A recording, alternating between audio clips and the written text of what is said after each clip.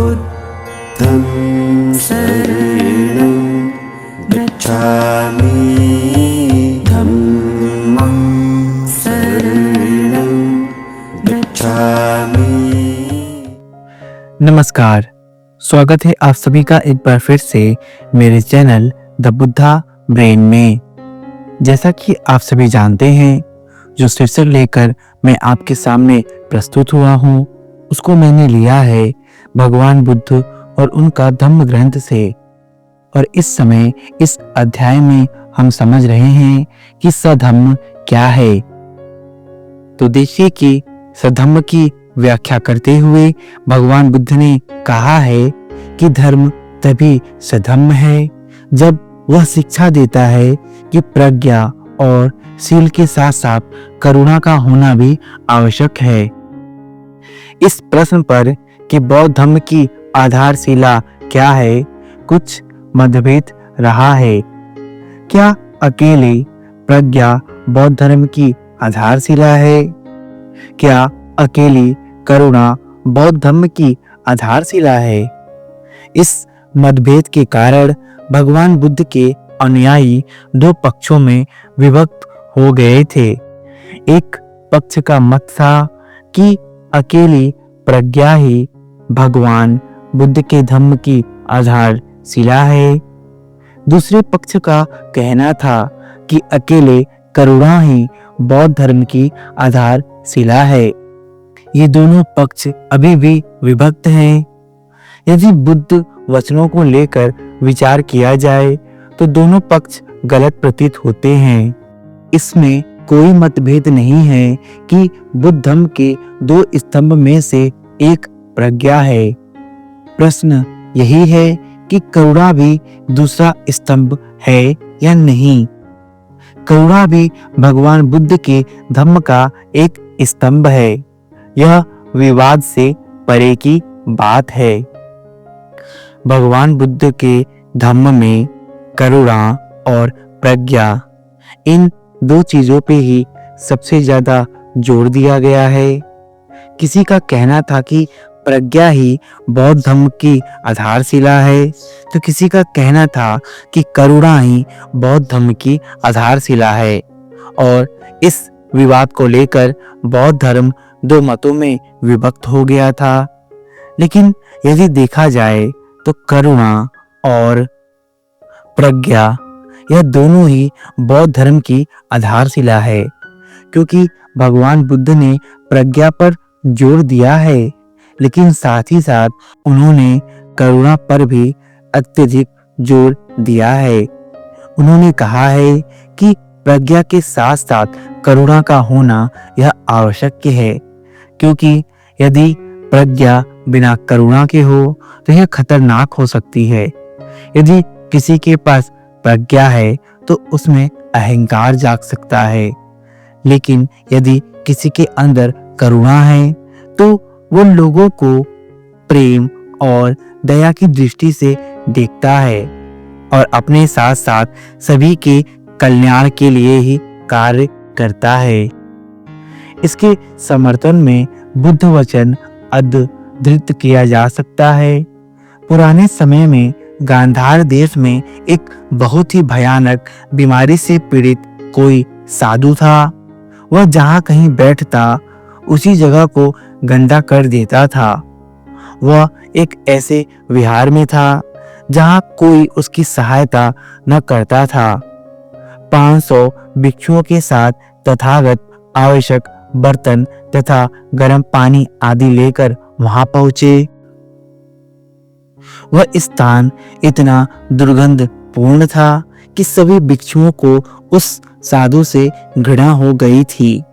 लेकिन तथागत ने शुक्रदेव से पानी आदि डलवाकर उस रोगी को अपने हाथ से स्नान कराया, उसकी सेवा की। उस समय पृथ्वी कांपी और वह सारा स्थान एक अलौकिक प्रकाश से भर गया।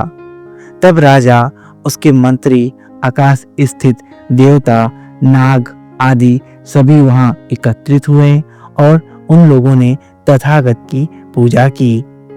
जितने भी वहां एकत्रित हुए थे उन सभी को आश्चर्य हुआ। इसीलिए उन्होंने पूछा कि इतने ऊंचे होकर आपने इतना सामान्य कार्य क्यों किया? यह जो भिक्षुक था यह किसी गंभीर बीमारी से पीड़ित था। यह मलमूत्र से सना हुआ था और वह भिक्षुक इतना दुर्गंध पूर्ण था कि कोई भी उसकी सहायता के लिए नहीं जाता था। लेकिन भगवान बुद्ध इतने महाकारुणिक थे कि जब उनको इस भिक्षुक के स्थिति के बारे में पता चला तो भगवान बुद्ध वहां गए जहां यह भिक्षुक दुर्गंध में पड़ा हुआ था। उन्होंने उस भिक्षुक को गर्म पानी से नहलाया, धुलाया और उसकी अच्छे से सेवा की। भगवान बुद्ध के इस महाकारुणिक कार्य से वह भिक्षुक एकदम ठीक हो गया। जब वहां पर एकत्रित सभी लोगों ने यह देखा तो भगवान बुद्ध को नमन किया और यह प्रश्न किया कि आप इतने ऊंचे हैं, आपका पद इतना ऊंचा है, फिर भी आपने इतना सामान्य कार्य क्यों किया? आप चाहते तो आप किसी को आज्ञा दे सकते थे, कोई भी यह कार्य आपके लिए कर देता, लेकिन आपने स्वयं इस कार्य को क्यों किया?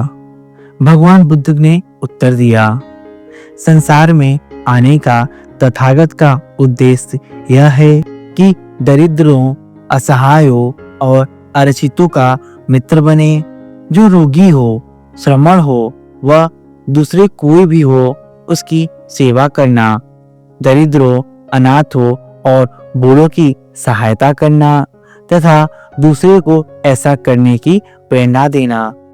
तो देखिए भगवान बुद्ध यहाँ स्पष्ट करते हैं कि तथागत का इस संसार में आना ही इसलिए हुआ है क्योंकि वो दरिद्र, असहाय और जो अर्चित लोग हैं वे उनके मित्र बन सके और उनके जीवन से उनके दुखों को दूर कर सके। जो अनाथ हैं, जो बूढ़े हैं, उनकी सहायता कर सके और उनकी सेवा कर सके, क्योंकि यही धम्म का सार है।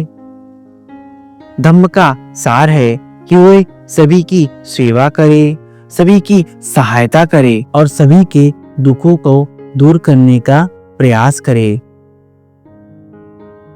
और हर व्यक्ति ऐसा कर सकता है, लेकिन व्यक्ति तभी ऐसा कर सकता है जब उसके अंदर करुणा हो। प्रज्ञा यह आपको सोचने और समझने की शक्ति देती है, लेकिन करुणा आपके अंदर दया और मानवता का विकास करती है। इसीलिए सद्धम्म का सार यही है कि प्रज्ञा के साथ करुणा होना आवश्यक है। बिना करुणा के धर्म सधर्म नहीं है। तो हम ये कह सकते हैं कि भगवान बुद्ध के धम्म की जो दो आधारशिला है वह है करुणा और प्रज्ञा। करुणा और प्रज्ञा ही बौद्ध धर्म की आधारशिला है और भगवान बुद्ध ने करुणा और प्रज्ञा पर ही सबसे ज्यादा जोर दिया है। तो हमें भी चाहिए कि हम अपने जीवन में प्रज्ञा और करुणा को स्थान दें और अपना तो भला करें ही, साथ साथ इस प्रज्ञा और करुणा से दूसरों का भी भला हम कर सके। तो आशा करता हूँ कि आपको यह वीडियो पसंद आई होगी। यदि आपको यह वीडियो पसंद आई तो कृपया इसे लाइक और शेयर अवश्य करें और यदि आप मेरे चैनल पर नए हैं तो मेरे चैनल को सब्सक्राइब अवश्य कर ले। मेरे चैनल द बुद्धा ब्रेन में बने रहने के लिए आपका धन्यवाद।